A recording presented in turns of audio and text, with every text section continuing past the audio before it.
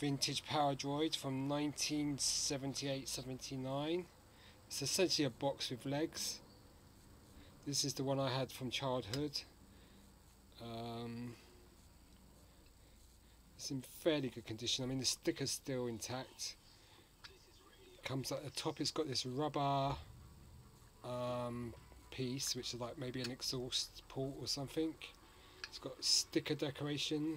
It faces a sticker. It's a blue box with orange, bit of orange there. If you move the legs, they click. So it's got a clicking device in there. It's good that it still works after all those years. The date stamp will be on one of the legs. Let's split them apart so I can see if I can see it. Made in Hong Kong. Really tiny writing there, I can hardly see it. And the year 1977 or 78, let me just check. Yep, 1978, you can just see it there. So there's not many variations with this figure. And it didn't make it to Tri-Logo for some reason. So it sort of disappeared around 84 maybe. The last cards you can find this on were the Return of the Jedi 77 backs maybe, and then this figure just disappeared. It wasn't reissued on the Tri-Logo card, which is a shame because okay, it's quite a basic figure, but it's still quite a nice you know, figure. I mean, R5D4 made it onto the Tri-Logo card, and so did Greedo, and so did the Red Snaggletooth, Luke X-Ring, and Hammerhead.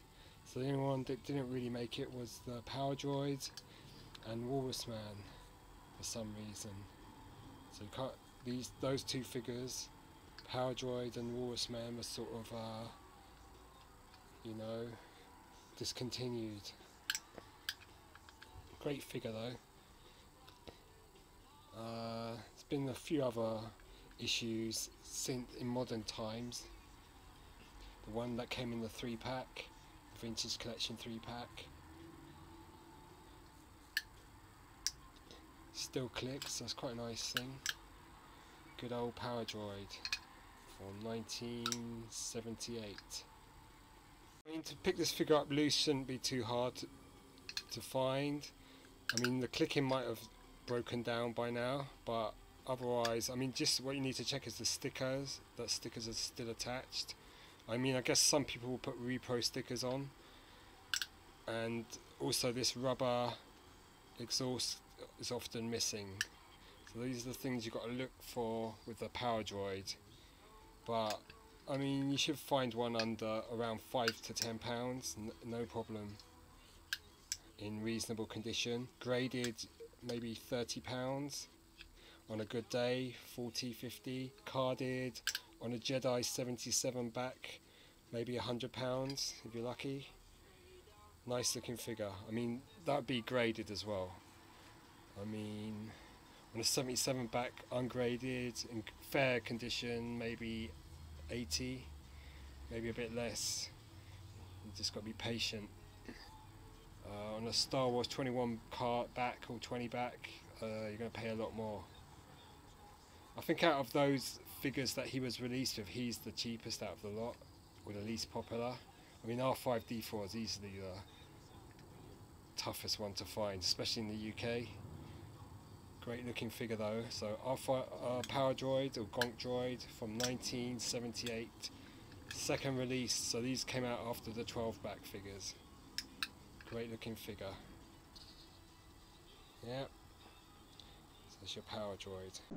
Okay, this is the Return of the Jedi 1983. It's the Power Droid. So this is a re-release figure. This figure first came out in 1979 on a Star Wars 20 and then 21 back card. I've shown you the 21 back card, but this one's different. This is a graded version, so it's not graded by AFA, and in this country we have our own grading service as well. It's called UK Graders, and this is how they grade the stuff in over here. So we got what it is. So it's pretty similar to AFA. It says Star Wars, Return of the Jedi, Power Droid, Kenner 77 back. So the 77 back Return of the Jedi cards are probably the most common vintage cards that are available these days. Those 2 stars there, it says rarity, just shows you how rare the item is. So 1 star would be pretty common, 2 stars moderately, and then 3 to 4 stars would be pretty rare. The card gets 80%, the bubble gets 85%, and the figure gets 80%. And overall it gets a grade, UK grade of 80%. So pretty similar to the AFA system, but this is the British system. And here we have the figure, very nice. I've got a loose one to show you. The loose one is actually from when I was a kid, so it's really old, but it's still in good nick, so I'll show you that in a while. And nice card, nice excellent picture there from the original 1977 A New Hope film.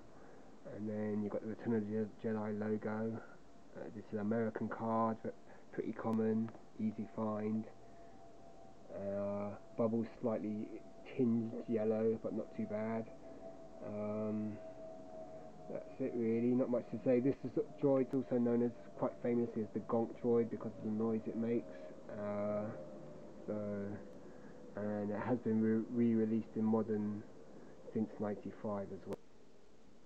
Okay, this is the back of the 77 back Power Droid US card. So you've got the 77 figures there, and I've shown you this back so many times. It's, you know, just to go shows you how common it is.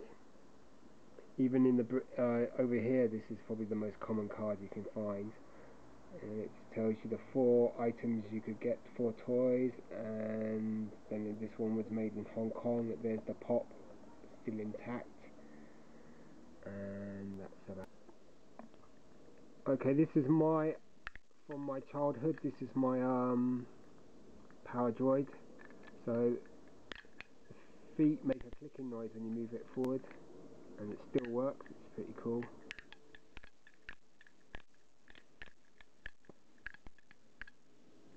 That's about all it does. Essentially it's a box with legs.